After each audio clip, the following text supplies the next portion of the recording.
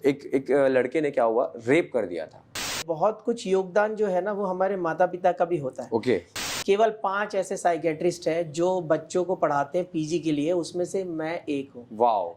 सो finally Prashant भैया, welcome to ARD podcast. Chhattisgarh का पहला पॉडकास्ट शो में आपका स्वागत है। धन्यवाद। तो अभी कैसे हो आप, और यहाँ आके कैसा लगा? क्योंकि हम लोग जब पहुँचे थे, अंकित और मैं, तो वहाँ पे पहुँचने के बाद जब बातचीत हुई आपसे तो बड़ा अच्छा लगा, क्योंकि आपका रिस्पांस पॉजिटिव था। ये बहुत कम लोग में होता है कि यार आगे आते हैं और अपनी कहानी सामने बताते हैं, ये बहुत कम लोग में कॉन्फिडेंस आता है। लेकिन हम लोग का जो मेन रीज़न है इसको लाने का, ये पॉडकास्ट को चलाने का, ये यही है कि ऐसे लोग जो हमारे बीच में हैं, जिनका कहानी कहीं ना कहीं लोगों को इंस्पिरेशन देगा, उनको लेकर आना है और उनकी कहानी से लोगों को समझाना है कि यार आप भी कर सकते हो अगर ये कर सकते हो। तो एक बार स्वागत है। और आप बताइए कि क्या आप यहाँ आने के बाद कैसा महसूस कर रहे हैं? यहाँ आने पर बहुत ही बढ़िया लग रहा है। मतलब पहली चीज़ तो कि मैं इतना बढ़िया स्टूडियो छत्तीसगढ़ में मतलब मैंने फ़िलहाल नहीं देखा है। मैं टीवी पे भी इंटरव्यूज़ देने के लिए जाते रहता हूँ, बट जो सेटअप आपका यहाँ पर मुझे जो नज़र आ रहा है, मतलब इस पॉडकास्ट के लिए ख़ास तौर पे, वो बहुत ही बढ़िया, मतलब वंडरफुल, मज़ा आ गया देख करके। Thank you. तो यार ये मेरे को जानना था भैया कि ये जो कहानी की शुरुआत हुई, मतलब आप अभी साइकेट्रिस्ट हैं और खासकर मेंटल हेल्थ बहुत इंपॉर्टेंट चीज़ है यहाँ पे। तो मैं वही जानना चाहूँगा सर, पहले तो ये कि ये जो जर्नी की स्टार्ट कहाँ से हुई, क्योंकि अपने आप में बहुत बड़ी जर्नी रही है और साइकेट्रिस्ट बनना बहुत बड़ी बात होती है। कॉमन मैन जो अभी लोग हैं जो बनना चाहते हैं, डॉक्टर की फील्ड में कुछ आगे जाना चाह रहे हैं, इनके लिए बहुत बड़ी बात है। डॉक्टर की पढ़ाई थोड़ी मतलब पेचीदा टाइप की होती है, वो करना अपने आप में एक बोल सकते हो संघर्ष है। और दूसरी बात तपस्या है, जिसको अपन अगर मैं हिंदी शब्द ले लूँ, तपस्या जिसको बोलेंगे। तो ये शुरुआत कहाँ से हुई, कैसे, मतलब बचपन में क्या था, कहाँ से आया आइडिया, ये आप शेयर करेंगे थोड़ा? देखिए, मेरे परिवार में मेरे चाचा डॉक्टर हैं, मेरे मौसा जी डॉक्टर हैं, और मेरे जो कज़िन ब्रदर्स हैं वो भी डॉक्टर हैं। और बचपन से मतलब मेरा यही रहा है कि मैंने देखा है, जैसे मैं जब छोटा था और बीमार पड़ जाता था तो यहाँ पे जो पीडियाट्रिशियन थे उनके पास मेरी मम्मी मुझे ले कर के जाती थी। तो मैं देखता था कि वो बस ऐसे चेक करते थे और ठीक हो जाता था, कुछ दवाइयाँ लिखते थे, ठीक हो जाता था। तो ऐसा वो कैसे कर लेते हैं, क्या ऐसा करते हैं, क्या वो छू करके जादू क्या हो रहा है? हाँ, कि ऐसा छू करके वो क्या पता लगा लेते हैं कि जिससे व्यक्ति की बीमारी ठीक हो जाती है 1-2 दवाइयों से। तो ऐसा क्या होता है? तो यह जानने की शुरू से ही इच्छा थी, और इसी के चलते मैंने देखा कि भगवान के बाद मतलब दूसरा जो धरती पे जिसको भगवान माना जाता है वो होता है डॉक्टर, कि जो किसी व्यक्ति की जान बचाता है। तो इससे अच्छी चीज़ तो कोई हो ही नहीं सकती। ऑब्वियस कि किसी की आप जान बचाते हो, डेफिनेटली, इससे अच्छा काम तो कोई हो ही नहीं सकता। तो वहीं से स्टार्ट हो गया कि नहीं, बनना तो डॉक्टर ही है, इसके अलावा कुछ भी नहीं बनना है। अब बात आती है कि उस समय जब मैं डॉक्टरी की तैयारी कर रहा था तो बहुत ज़्यादा मेडिकल कॉलेजेस नहीं थे। छत्तीसगढ़ में केवल 2 ही मेडिकल कॉलेज था, एक रायपुर और एक बिलासपुर। और बिलासपुर में भी जो था, आधी जो सीटें थी वो प्राइवेट थी, यानी कि पेमेंट सीट थी, और आधी जो थी वो फ्री सीट थी। यानी कि कुल मिला के एक जनरल कैंडिडेट अग्रवाल, यानी कि हम लोग जनरल कैंडिडेट जनरल कैटेगरी में आते हैं, तो उसके लिए 40 और 20 ऐसे करके 60 सीट थी, और देने वाले जो स्टूडेंट्स थे वो 12,000। तो 12,000 के बीच अब कंपटीशन था। तो 12th के साथ साथ मैंने दिया तो मेरा नहीं हो पाया उस समय। उसके बाद मैंने ड्रॉप लिया। तो ड्रॉप लेने के बाद ऐसा था कि हम लोग अच्छे परिवार से बिलोंग करते हैं, लेकिन क्योंकि मेरे जो फादर हैं वो एडवोकेट हैं। ओके। तो एडवोकेट जो है मतलब जो वकालत होती है उसमें उनकी कोई बहुत ज़्यादा कमाई नहीं होती थी, बहुत ज़्यादा ऐसी कोई इनकम नहीं थी। ये बात कब की है? और ये 2004 की बात है। 2004 की बात है। ओके। तो उतनी इनकम होती नहीं थी, तो पर मुझे तो तैयारी करनी थी। तो मम्मी ने बोला कि तू तैयारी कर ले, मैं एक काम करती हूँ, जो मेरे पास सोने के जो गहने हैं उसको मैं, उस समय फ़ीस होती थी 20,000 रुपये। अच्छी कोचिंग करनी है, और आपको, क्योंकि मैं कोटा नहीं जा सकता था, कोटा में एलन करके एक इंस्टीट्यूट होता है, वहाँ पे सबसे अच्छी तैयारी होती है, लेकिन वहाँ जाने के लिए हमारे पास इतना फाइनेंस अवेलेबल नहीं था, और मैं इकलौता बच्चा हूँ घर का। तो मम्मी ने बोला कि तेरे को डॉक्टर ही बनना है, तो मैं एक काम करती हूँ कि मैं अपने गहने जो है थोड़े गिरवी रख देती हूँ, जब तू बनेगा तो हम उसको छुड़वा लेंगे। तो मैंने बोला ठीक है। तो मम्मी ने जो है गहने उसको दे दिए और उससे उधार में पैसे ले कर के आए। मैंने तैयारी स्टार्ट की, तो स्टार्ट तो की, लेकिन देखिए जो मैं स्ट्रगल उस समय उस 1 साल में जो मैंने फेस किया, मुझे लगता है कि इस देश का हर बच्चा उस स्ट्रगल को झेलता है। उसमें ये रहता है कि आप ड्रॉप लेते हो, यानी कि आपने 12वीं के बाद आप सिर्फ पीएमटी की तैयारी कर रहे हो, रिस्क है। प्री मेडिकल टेस्ट की, तो पता तो है नहीं कि होगा कि नहीं होगा। प्लस आपने कहीं कोचिंग में आपने पैसे दिए हुए हैं, आपने पैसे लगाए हुए हैं, मतलब समय और पैसे का रिस्क है। समय और पैसे का रिस्क है, और आप कुछ भी नहीं कर रहे हैं, मतलब आप कॉलेज में कहीं आपने एडमिशन नहीं लिया हुआ है, तो लोग आपको टॉन्ट मारते हैं, आपको टॉर्चर करते हैं डेफिनेटली कि तू इकलौता बच्चा है, तेरा सिलेक्शन नहीं हुआ, तेरे को तो अभी पहले ये एक डर मन में रहता है। एक डर रहता है। और लोग जो हैं आपको थोड़ा सा मतलब आप ड्रॉप ले रहे हो, मतलब आप बहुत बड़ा गुनाह कर रहे हो कि आप डॉक्टरी के लिए, अरे आपका तो ऐसे ही हो जाना चाहिए था, कैसे नहीं हुआ। तो इस तरीके की लोग बातें करते हैं, तो जो एक प्रकार का मेंटल स्ट्रेस क्रिएट करता है ब्रेन में, कि जो आदमी पढ़ रहा है, अच्छे से तैयारी कर रहा है, उसको भी लगता है कि यार नहीं होगा तो उसका 50% कॉन्फिडेंस तो वैसे ही लूज हो जाता है, चला जाता है। तो ये चीज़ मैंने झेली है बहुत ज़्यादा। आजू बाजू और जो भी मेरे खास रिलेटिव थे सभी जो है, हर जो व्यक्ति कभी फ़ोन नहीं करता था वो फ़ोन कर करके पूछता था कि कैसी चल रही तैयारी, होगा कि नहीं होगा। हाँ। नहीं होगा तो तू क्या करेगा, डॉक्टर नहीं बन पाया तो तू क्या करेगा, फिर बीएससी करेगा, बीकॉम करेगा, क्या करेगा तू, कुछ सोचा है तूने? ये बहुत बड़ा सवाल कि तू भी अपने पापा के जैसा वकील बन जाएगा। Oh my God. तो इस तरीके के ताने मैंने बहुत झेले हैं, लेकिन फाइनली मैं प्रिपरेशन मैंने इतनी अच्छी की कि मेरा रैंक जो है वो 69 आ गया तैयारी के बाद। और जैसे कि मैंने बताया 60 सीटें थी, रैंक 69 था। थोड़ा अब बात आती है कि भाई यदि आपका उसमें नहीं हुआ तो आपको पेमेंट देना पड़ेगी, वो तो मैं दे नहीं सकता। हाँ। तो लेकिन भगवान की कृपा से जो है मेरा फ्री सीट में सिलेक्शन हो गया और बिलासपुर मेडिकल कॉलेज में मैंने एडमिशन तो ले लिया। तो ये यहाँ तक की जर्नी थी कि कैसे बचपन से मेरा मन हुआ कि डॉक्टर बनना है, और क्या देख के और क्या झेलते हुए मैं जो है पीएमटी के एग्ज़ाम में मैंने अपना सफलता हासिल की। तो भैया यहाँ तक तो बहुत कुछ जानने मिला है और बहुत कुछ सीखने मिल गया है कि कैसे आप यहाँ तक पहुँचे हैं, मगर एक सवाल अभी भी मन में मेरे चल रहा है, वो ये है कि साइकेट्रिस्ट क्यों, मतलब मेंटल हेल्थ क्यों? क्योंकि देखो डॉक्टर मतलब ये होता है कि डेंटिस्ट भी है वहाँ पे, डॉक्टर मतलब एमबीबीएस भी है वहाँ पे, डॉक्टर मतलब और भी चीज़ें हैं, है ना, स्किन स्पेशलिस्ट हो गए बहुत सारे। बट आपने ये चॉइस क्यों किया कि मेरे को मेंटल हेल्थ पे ही जाना है, उसका रीज़न क्या है? देखो बहुत ही अच्छा सवाल है, और ये बहुत पर्सनल, मतलब मेरे दिल से जुड़ा हुआ है बोलना चाहिए मेरे को, कि बहुत ही कम लोग हैं या शायद नहीं के बराबर लोग होंगे जिनको ये बात पता है। जब मैं जैसा मैंने बताया मेरा एमबीबीएस में सिलेक्शन हो गया और बिलासपुर मेडिकल कॉलेज मैंने ज्वाइन किया, तो घर से पैसे आते थे, पापा का काम धाम ठीक था, मतलब वकालत चलती थी ठीक ठाक। और जब मैं सेकेंड ईयर में गया एमबीबीएस के, तो पता नहीं किस वजह से मेरे फादर को ही जो है सीजोफ्रेनिया नाम की जो बीमारी होती है, जो कि एक बहुत ही गंभीर मानसिक बीमारी है, वो हो गई।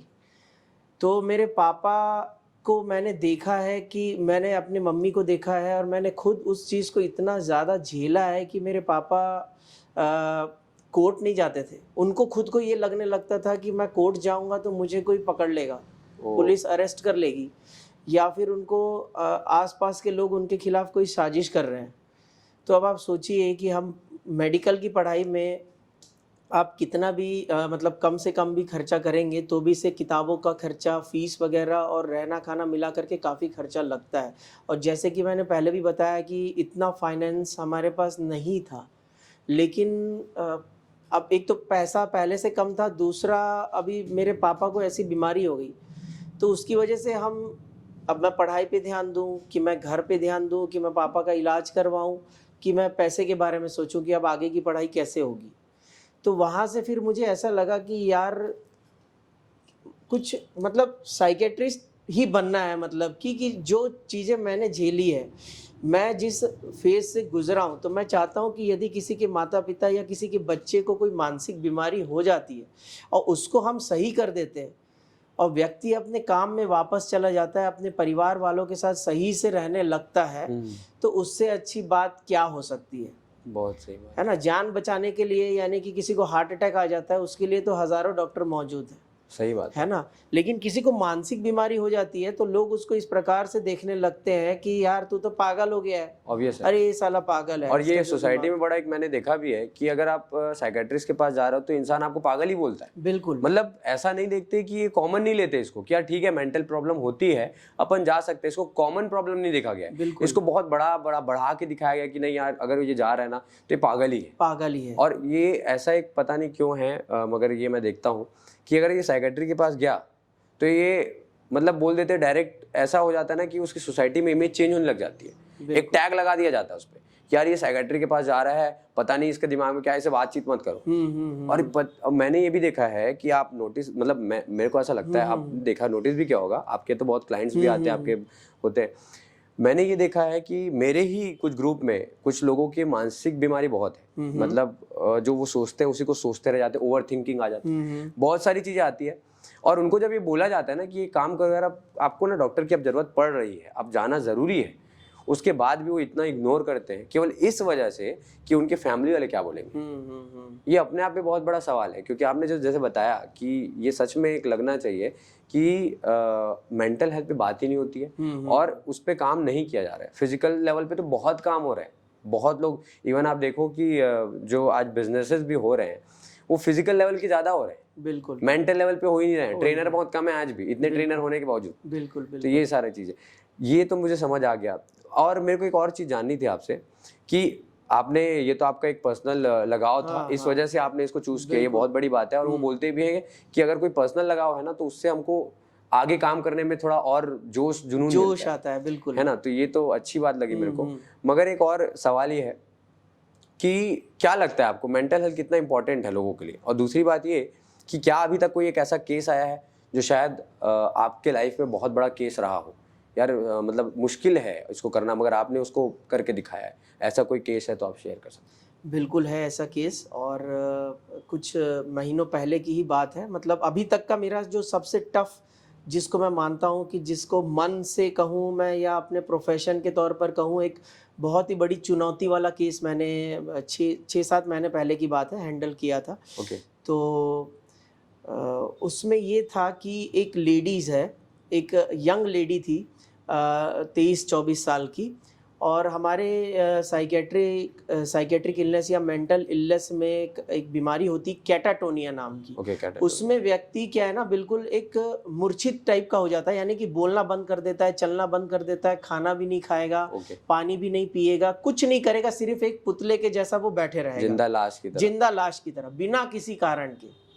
बिना किसी कारण की, क्योंकि दिमाग में कुछ केमिकल्स होते हैं, जैसे हमारे बॉडी में बहुत सारे केमिकल्स होते हैं, वैसे दिमाग में भी कुछ केमिकल्स होते हैं। उसका स्तर कई बार जो है, जैसे कि किसी ने बहुत ज़्यादा पढ़ाई कर ली, या किसी ने कोई स्ट्रेस देख लिया, या फिर कोई भी किसी भी वजह से मौसम में परिवर्तन आ गया, या किसी के परिवार में कुछ ऐसा रहा हो, उसकी वजह से वो केमिकल का लेवल बहुत ज़्यादा कम हो जाता है, उसकी वजह से व्यक्ति ऐसा हो जाता है। और यह बीमारी 100% ठीक हो जाती है, इसकी सबसे खास बात है।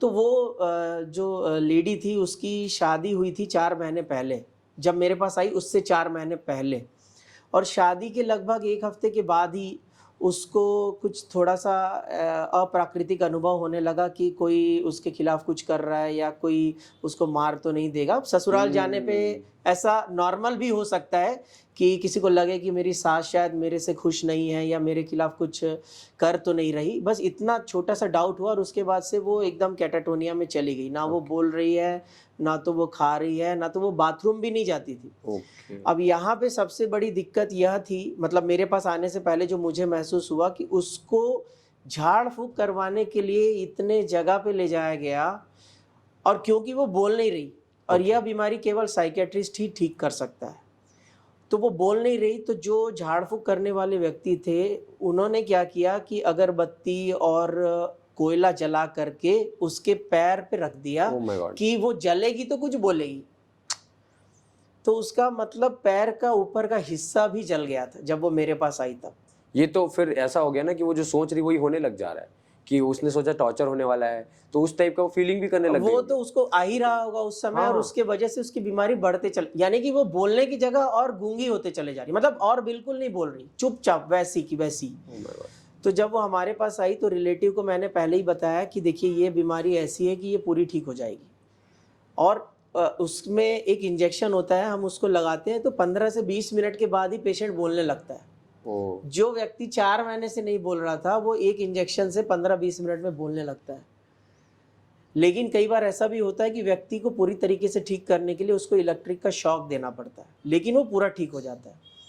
तो हाँ ना करते करते रिलेटिव ने सोचा कि यार इतने जगह तो जाके आ चुके हैं हम लोग, बड़े बड़े वो बोलते झाड़ मरता फूक। क्या ना करता वाला। हाँ, हाँ। तो किसी ने बताया कि डॉक्टर प्रशांत के पास ले जाओ तो वहाँ पे तुम ठीक हो जाओगे, तो वो आए मेरे पास, तो मैंने ये चीज़ उनको क्लियर की, और उसके बाद वो एग्री हो गया कि ठीक है हम सब तो कर चुके हैं, अब चलिए आपको जो करना है आप भी कर लीजिए, मतलब कि। हाँ। लेकिन उसमें उनका मन इतना नहीं था, उनको अभी भी लग रहा था कि शायद किसी और एक झाड़ फूक के पास जा करके शायद ठीक हो जाएगी करके।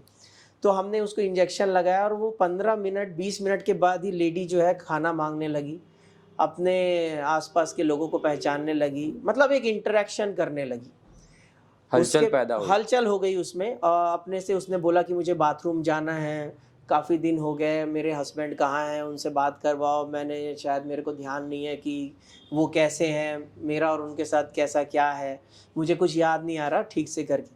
तो ऐसे बातचीत करना, तो रिलेटिव को थोड़ा सा फेथ आया, लगा कि शायद ठीक हो जाएगी, और उस लेडी को मैंने 3 जो इलेक्ट्रिक के शॉक दिए, और तीसरे शॉक के बाद वो लड़की आज तक एकदम नॉर्मल है, जैसे आप और मैं हैं। मतलब 6 महीने से ज़्यादा हो गया आज की डेट में। वो हम आते हैं मेरे पास, उनको कोई दवाई नहीं चलती, सिर्फ वो आते हैं मुझसे मिलने के लिए कि देख लो ये ठीक है। उसका नाम अनुसुईया था, नाम भी मुझे याद है। तो वो आज की डेट में अपने घर का सारा काम करती है, अपने पति का ध्यान रखती है, सारा कुछ उसका एकदम सही चल रहा है। तो देखिए कहाँ, मतलब कैसी क्या बीमारी था? थी, और कैसे कितनी बिल्कुल आपके और मेरे जैसे वो लड़की ठीक हो गई। तो ये बहुत ज़्यादा मिथ है हमारे जो समाज में है कि जादू टोने की वजह से या फिर कोई भूत बाधा की वजह से जो है मानसिक बीमारियां उत्पन्न हो जाती है। इसकी वजह से लोग अपने पेशेंट को इतना ज़्यादा टॉर्चर करते हैं कि हाथ पैर तक जला देते हैं, बाप रे। और जबकि उसकी कोई ज़रूरत ही नहीं। अब मैंने तो कोई झाड़ फूक नहीं की, मैंने तो सिर्फ दवाई दी, और वो उससे ठीक हो गई, और उसके बाद कोई दवाई भी नहीं चल रही। तो ये सबसे टफ केस था जो मैंने देखा, क्योंकि यदि वो लेडी ठीक नहीं होती तो मुझे ऐसा लगता है कि बात डाइवोर्स या फिर हाँ। उस तक भी चले फॉर जाती। Sure, for sure. तो क्योंकि ऐसे के साथ कोई रह भी नहीं पाएगा ना। कौन रहेगा। लेकिन उसमें ये सबसे अच्छी चीज़ मुझे ये लगी उस केस में कि उसका हस्बैंड जो था वो सपोर्टिव था। बहुत सही, 4 महीने उसने भले जो भी किया, लेकिन वो अपनी पत्नी के साथ तो था। बहुत सही। उसने इलाज कराने के लिए हर प्रयास, भले गलत किया, लेकिन वो अपनी बीवी को ठीक होता हुआ देखना चाहता था। तो ये एक बहुत अच्छी, यानी कि घर वालों का यदि सपोर्ट हो तो मानसिक बीमारियां कोई बड़ी चीज़ नहीं है, बिल्कुल ठीक हो जाती है। ठीक हो सकती है। बहुत मतलब अजीब लग गया, क्योंकि एकदम ऐसा लगा कि ये सामने मैं देख रहा हूँ, क्योंकि बहुत सारे केसेस ऐसे आते हैं। और ये जो आपने बताया कि पैर जल गया, उसमें तो उल्टा ही पड़ गया होगा, क्योंकि देखो, क्योंकि वो सोच ही रही है टॉर्चर हो रही हूँ मैं, और उसके बाद और टॉर्चर, तो ये तो मतलब एक प्रकार की बीमारी को बढ़ाने वाली स्थिति हो गई कि और ज़्यादा टॉर्चर हो रही है। बहुत बड़ी बात है। मैं दूसरे सवाल पे आऊँगा कि अभी क्या हो रहा है ना, मैंने ये देखा है, जनरली मैं भी यंगस्टर्स में ही आ रहा हूँ, तो मैंने क्या देखा है ना कि लोग बहुत ज़्यादा नशा में हैं, बहुत ज़्यादा मतलब ऐसे चीज़ों में हैं जो शायद ज़रूरत नहीं है अभी। बिल्कुल। और उसके चक्कर में होता है, जैसे नशा भी है तो सिगरेट का नशा हो गया, दारू पी रहा है कोई, वाइन पी रहा है कोई, और उसके बाद टाइम पास कर रहे हैं।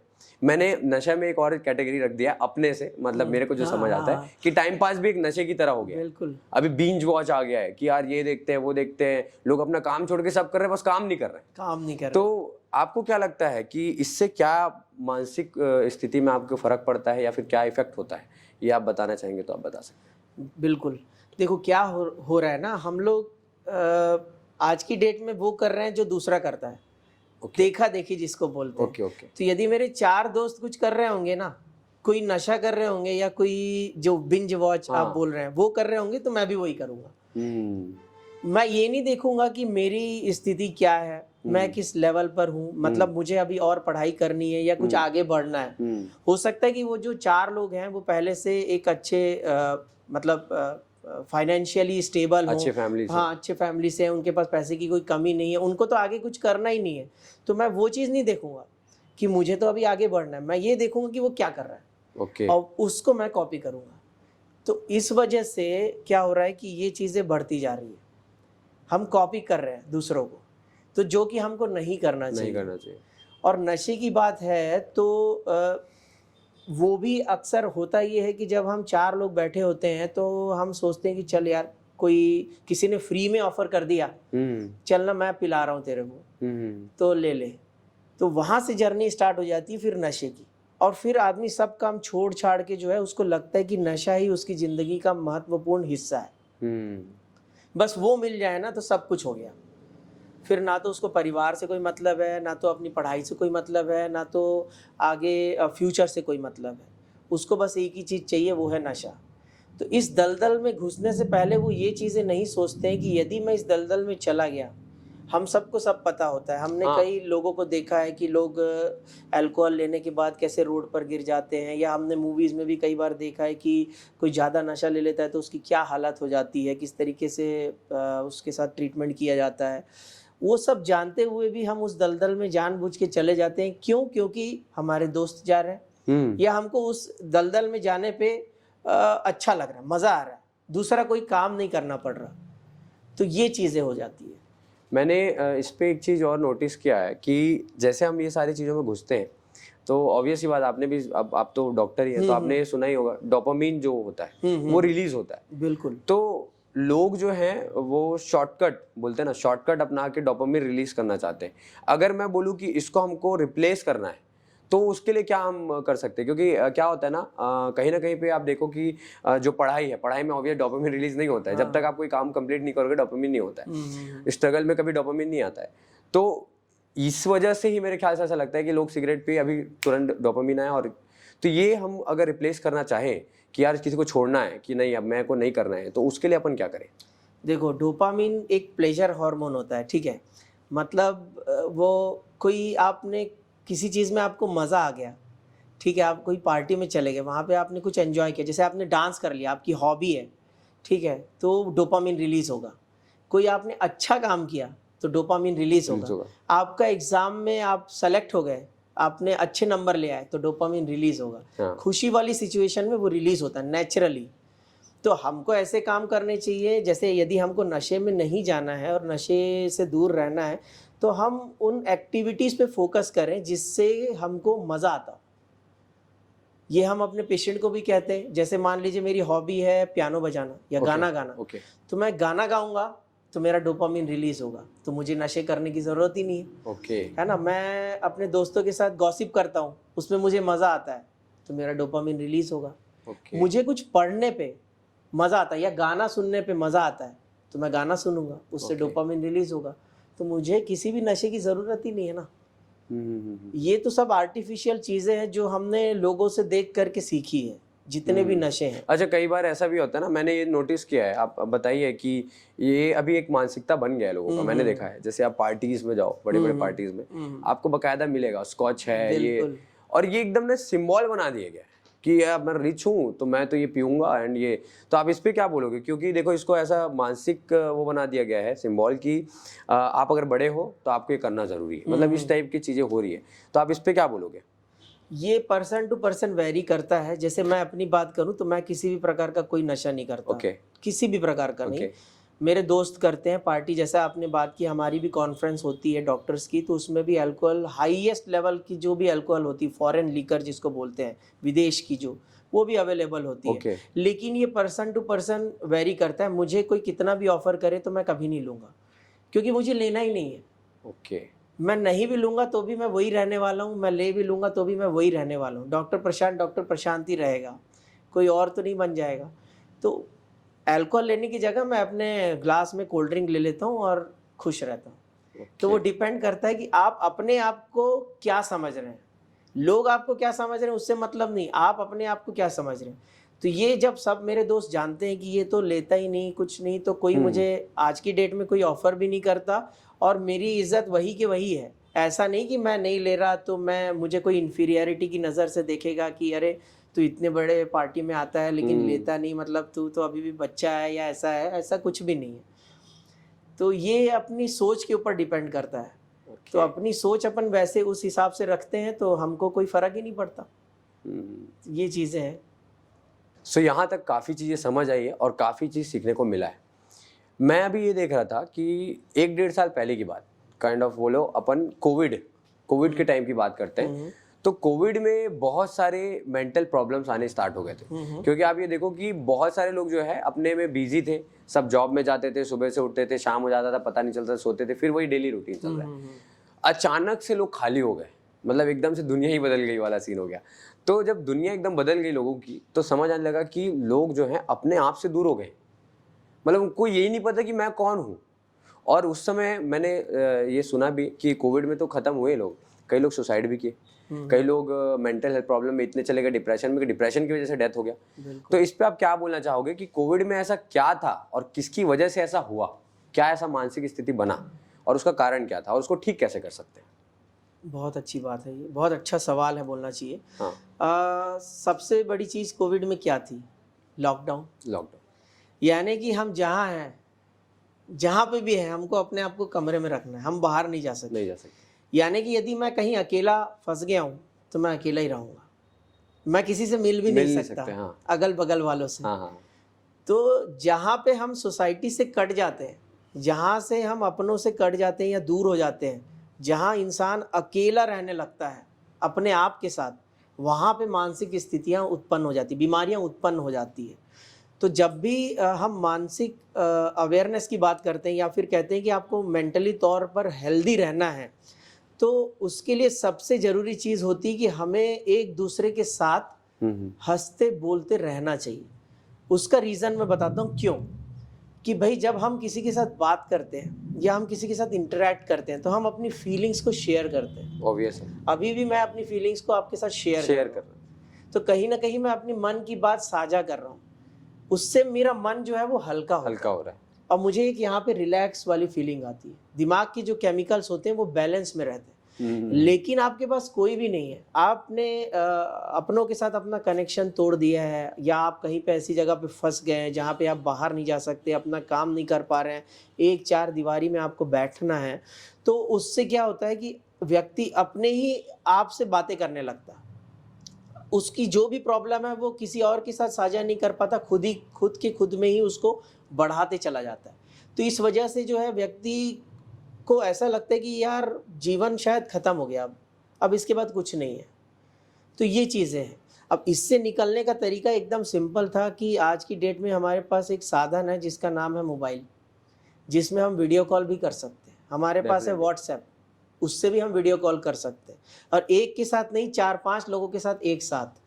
तो हमें अपने आप को वीडियो कॉल के तरीके से या फिर कॉलिंग के माध्यम से हम अपनों के साथ अपने आप को यदि कनेक्ट करके रखते तो हमको इतनी प्रॉब्लम नहीं होती। और दूसरी चीज़ यह है कि अपने आप को कभी भी हमको दूसरों से कट करके नहीं रखना चाहिए। हमेशा अपने आप को रिलेटिव के साथ, हाँ, रिलेटिव के साथ, दोस्तों के साथ जो है अपनी फीलिंग्स को, अपनी भावनाओं को साझा करते रहना चाहिए। उससे मन हल्का रहता है और हम जो है मानसिक बीमारियों से दूर रहते हैं। तो ये एक सिंपल टेक्निक है। कोविड में एक और चीज़ मैंने नोटिस किया था कि बहुत सारे, मुझे ऐसा लगता है कि मैं खुद भी फील करता हूँ, काइंड ऑफ लाइक मेडिटेशन वगैरह मैं बीच में प्रैक्टिस कर रहा था। तो इससे मेरे को ना एक चीज़ें बहुत क्लियर होनी शुरू हुई कि अकेले रहना भी कभी कभी ज़रूरी है। जो लॉकडाउन है वो एक काइंड ऑफ ब्रेक था लोगों के लिए, क्योंकि भागे जा रहे लोग, मतलब अंधाधुन भाग रहे लोग, आंख बंद है, दौड़े, और ये हो रहा था कि उनको भी नहीं पता कि लाइफ का महत्व क्या है या आसपास के लोगों का महत्व क्या है। क्योंकि देखो सुबह उठा, नाश्ता हुआ, मम्मी को दे दी नाश्ता और निकल गया, पता ही नहीं मम्मी को क्या लग रहा है, क्या है, और मम्मी से बातचीत ही नहीं। तो पहला तो ये कि कनेक्शन उन लोगों से तो टूट ही गया था, मगर खुद से भी बहुत टूट गया था, क्योंकि उसने कभी बैठ के सोचा ही नहीं था कि मैं ये कर रहा हूँ तो क्यों कर रहा हूँ। तो आपको क्या लगता है कि खुद के साथ जुड़ना इंपॉर्टेंट है कि नहीं है, और जुड़े तो कैसे जुड़े? नहीं, खुद के साथ जुड़ना तो बहुत इम्पोर्टेंट है। अपने आप को समझना, और हम जो भी कुछ कर रहे हैं, क्यों कर रहे हैं, किसके लिए कर रहे हैं, हमारे जीवन का आगे मकसद क्या है, पर्पस क्या है, ये अपने आप को बताना बहुत ज़रूरी है, उसको समझना बहुत ज़रूरी है। लेकिन ये पूरे 24 घंटे नहीं कर सकते हम। आप अपने लिए समय निकालिए, वो बहुत ही अच्छी बात है। एक दिन में यदि आप 1 घंटा या 2 घंटे का समय निकालते हैं जिसमें आप अपने आप के साथ बैठते हैं, अपने आप को समझते हैं कि किस प्रॉब्लम से या किस चीज़ से आपको कुछ प्रॉब्लम हो रही है, या आगे आपको कहाँ तक पहुँचना है, क्या करना चाहते हैं आप जीवन में, तो वो समय आप अपने लिए रखते हैं और आप अपनी आगे की जो प्रॉब्लम्स है उसको सॉल्व करके, सॉर्ट आउट करके किस तरीके से आपको आगे जाना है उसकी प्लानिंग करते हैं, वहाँ तक ठीक है। लेकिन आप पूरा समय अपने आप के साथ बिताते हैं जिसमें कि बहुत सारी नेगेटिव चीज़ें भी आती हैं, आपको लगता है कई बार कि यार ये आगे बढ़ने के लिए तो मुझे ऐसा करना पड़ेगा, शायद वो संभव नहीं। फिर वो एक नेगेटिव डायरेक्शन में गाड़ी चले जाती है। तो अपने आप के साथ समय तो बिताना चाहिए, बैलेंस्ड होना चाहिए। हाँ, तो ये तो एक बात सही है कि बैलेंस होना इम्पोर्टेंट है। मगर मैंने क्या देखा है अभी, जो मैं मतलब मेरा एक एक्सपीरियंस जो रहा है वो मैं बताता हूँ आपको, कि मोस्टली लोग बैलेंस नहीं है। वो लोग क्या कर रहे हैं कि इसने ऐसा बोला चलो ये कर लेते हैं, उसने ऐसा बोला ये कर लेते हैं, और उस वजह से वो सुबह से लेकर रात तक क्या कर रहे हैं उनको तो पता है नहीं। और आपको क्या लगता है, जो आपने बोला कि सुबह हमको 1 से 2 घंटा अपने साथ बिताना चाहिए, या दिन भर में कम से कम आधे घंटे 1 घंटे अपने साथ रहना चाहिए, इसका महत्व क्या है कि ये बिताना चाहिए और क्यों बिताना चाहिए? क्योंकि मुझे ऐसा लग रहा है ना कि मोस्ट ऑफ द व्यूअर्स जो देख रहे हैं अभी वो नहीं बिताते। मैंने नोटिस किया है। बिल्कुल ठीक है, क्योंकि अगर ऐसा होता तो शायद ये वीडियो देखने की भी जरूरत नहीं पड़ती, क्योंकि इंसान रियलाइजेशन खुद करता है। वो कहानियां दूसरों की पढ़ लेगा मगर रियलाइजेशन तो खुद को करनी है। तो आपको क्या लगता है कि वो जो 1 घंटा जो हम देते हैं अपने आप को, जो रियलाइजेशन आता है, उसका महत्व क्या है जिंदगी में, और देना चाहिए कि नहीं देना चाहिए? नहीं, देना चाहिए, बिल्कुल देना चाहिए। और उस समय जब हम अपने आप के साथ होते हैं तो हमें यही आकलन करना चाहिए, असेसमेंट करना चाहिए कि अभी तक हमने क्या किया, आगे हमें क्या करना है और कैसे करना है, और जो हम कर रहे हैं क्या वो खुद के लिए, परिवार के लिए सही है। क्या यदि मैं यही सब चीज़ें जो अभी कर रहा हूँ वो यदि मैं करते रहूँगा तो जीवन में खुश रहूँगा कि नहीं रहूँगा। मेन जीवन का जो मकसद होता है वो होती खुशी। हम कितना भी पैसा कमा लें, कितनों के भी साथ रह लें या कुछ भी कर लें, जब तक यदि जीवन में खुशी नहीं है, अल्टीमेट गोल हैप्पीनेस, तो वो यदि जब तक नहीं मिलेगी, जब तक जीवन ऐसा लगेगा कि यार बस चल रहा है, कट रही है जिंदगी, तो वो है कि नहीं। तो जिस काम से ये जितना काम करके, जिस काम से ये जितना काम करने से हमको खुशी मिलती है, रिलैक्सेशन मिलता है, और हम अपनों के साथ, खुद के साथ और दोस्तों के साथ जो है अच्छा समय व्यतीत कर सकते हैं, तो हमको वैसा सोच करके जो है अपने साथ समय बिता करके उस बारे में सोचना चाहिए। ओके, मेडिटेशन को लेके आपका क्या ये है कि आइडियोलॉजी आपका क्या है मेडिटेशन को लेके? क्योंकि लोग कई बार क्या होता है, मेडिटेशन को बहुत ज़्यादा हुआ बनाया जाता है, यार करना ही है ऐसा, और कई लोग हैं कि छोड़ना कौन करेगा, ये सब तो बेकार है। 2 टाइप के लोग हैं, बीच वाला मिलता ही नहीं इंसान। तो आपको क्या लगता है मेडिटेशन को लेके, आप क्या बताना चाहेंगे? क्या ये ज़रूरी भी है कि नहीं है, और है तो कितना है? देखो, बहुत ज़्यादा तो मैं ऐसा बिल्कुल नहीं मानता। प्रैक्टिकली यदि बात करें तो कि मेडिटेशन करना बिल्कुल ज़रूरी है। मेडिटेशन यदि हम देखें दूसरे नज़रिए से तो वो एक प्रकार की वही बात हो गई कि आप अपने साथ समय बिता रहे हैं, तो उसको एक लिमिट में किया जाए तो ही ठीक है। मैंने कई पेशेंट्स को देखा है या लोगों को देखा है कि जो 2-2, 3-3 घंटे मेडिटेशन करते हैं और उनको डिप्रेशन उनका ठीक ही नहीं हो रहा। ओके, तो मेडिटेशन करने से कोई बहुत ज़्यादा चमत्कार हो जाएगा या बहुत ज़्यादा आपको फ़ायदा मिल जाएगा, ऐसा बिल्कुल भी नहीं है। मेडिटेशन करना चाहिए, लेकिन थोड़े समय के लिए, जहाँ पे 15 से 20 मिनट का आप मेडिटेशन करते हैं सुबह में सूर्य की रोशनी में, तो उससे हमारे दिमाग के जो केमिकल्स हैं वो रिफ्रेश होते हैं, फिर से बनते हैं। माइंड एक प्रकार से ये मतलब प्रूव्ड है, ये प्रूव्ड है। ओके, तो उतना देर आप करते हैं, वो भी सूर्य की रोशनी में। सूर्य की रोशनी हमारे इससे क्या होता है, मतलब सूर्य की रोशनी से हमारे जो ब्रेन के जो केमिकल्स हैं वो मतलब वापस से उनका बैलेंस बनता है। ओके, जैसे कि हम रात में सोए थे, मान लीजिए जैसे कि नशे की हम बात करें कि किसी ने रात को कोई नशा ले लिया था, तो जब वो सुबह उठेगा तो उसके ब्रेन के केमिकल्स बहुत ज़्यादा डिस्टर्ब होंगे। जो केमिकल की मात्रा बढ़नी चाहिए वो कम हो चुका होगा, और जिसको कम होना था वो बढ़ा हुआ होगा। तो ये डिसबैलेंस हो जाता है। तो जब हम सूर्य की रोशनी में बैठ करके मेडिटेशन करते हैं या हल्की कसरत करते हैं, तो ये जो केमिकल्स होते हैं ब्रेन के, ये वापस से बैलेंस में आ जाते हैं। ओके तो उसकी वजह से क्या है कि उसका नशे का जो इफेक्ट है वो सुबह उसका ठीक हो जाएगा। ओके ओके ओके ओके तो ये फायदा होता है। और नॉर्मल जो व्यक्ति है जिसको कोई ऐसा कोई दिक्कत नहीं है, उसका वो भी यदि सुबह के समय मेडिटेशन करता है सूर्य की रोशनी में, तो वो हमेशा मेंटली तौर पर ऑलमोस्ट हेल्दी ही रहता है। ओके। यहाँ तक तो बहुत कुछ सीखने मिल गया है। मैं ये बात करना चाहूँगा इस बात पे कि क्या होता है ना, मैं डेटा पे बहुत बिलीव करता हूँ। डेटा, और अभी data is the biggest fuel अभी के लिए, क्योंकि एक टाइम पे पेट्रोल को मानते थे, है ना, जो जिसकी वजह से लोग चलते थे। आज बिना डेटा के आज चल नहीं सकते, विदाउट इंटरनेट। और ये जो वीडियो चल रहा है वो भी उसी के थ्रू ही चल रहा है। बिल्कुल। तो डेटा का क्या महत्व है? जैसे मैं डेटा को इस तरीके से समझता हूँ कि आप जो डेटा इनपुट करते हो वो कहीं ना कहीं आउटपुट निकलता है। तो आप जो देख रहे हो, जो समझ रहे हो, जो सुन रहे हो, वो इनपुट ले रहे हो कहीं ना कहीं, अगर 4 लोग साथ बैठे हो। तो ये डेटा का कितना महत्व है अपने मानसिक स्थिति के लिए, और इसका नतीजा क्या क्या हो सकता है? जैसे क्या बोलते हैं कि मैंने कहीं पे कहानी पढ़ी हुई थी कि एक लड़के ने क्या हुआ, रेप कर दिया था। अब उसके ये हुआ कि उसको जेल में जाके जब साइकोलॉजिस्ट उसके इलाज के लिए गया, तो रेप बहुत ही खतरनाक, मतलब ऐसी गुनाह है जो आज उसके लिए बहुत ही अलग अलग लॉ बन रहे हैं, और इस पे बहुत बात हो रही है अभी, और बहुत ज़्यादा इसको वायरल भी किया जाता है। तो उस पे जब साइकोलॉजिस्ट ने रिसर्च करा उसके दिमाग में, तो बचपन से उसके साथ ऐसी घटनाएं घटती आ रही थी जिसकी वजह से उसने ऐसा रेप किया। तो मुझे ऐसा लगता है कि वो डेटा जो इनपुट चल रहा था बचपन से, उसका कहीं ना कहीं इफेक्ट था। तो आपको क्या लगता है कि कितना क्या डेटा हमको लेना चाहिए, कैसे लोग साथ बैठना चाहिए, और डेटा कितना महत्व करता है अपने लिए, उस पर क्या बोलेंगे आप? देखो, डेटा तो बहुत मैं तो बोलूँगा कि लगभग करता ही करता है असर, उसमें तो कोई बात ही नहीं है। मतलब उसी के हिसाब से हमारी जिंदगी चल रही है। जैसे मैंने भी बताया कि मैं बचपन से देखते आ रहा था कि डॉक्टर कैसे ट्रीटमेंट करता है, इसलिए मुझे भी लगा कि मुझे डॉक्टर बनना है। ये जो आपने बताया कि उसके भी साथ कुछ बचपन से वो चलते आ रहा था, डेटा उसको मिल रहा था, जो जा रहा था, उसकी वजह से उसने रेप कर दिया। तो यहाँ पे बहुत कुछ योगदान जो है ना, वो हमारे माता पिता का भी होता है। ओके। कि अपने बच्चों को आप किस तरीके से शिक्षित करते हैं, किस तरीके से उनके सामने बिहेव करते हैं, और किस प्रकार की बातें जो हैं उनको सिखाते हैं।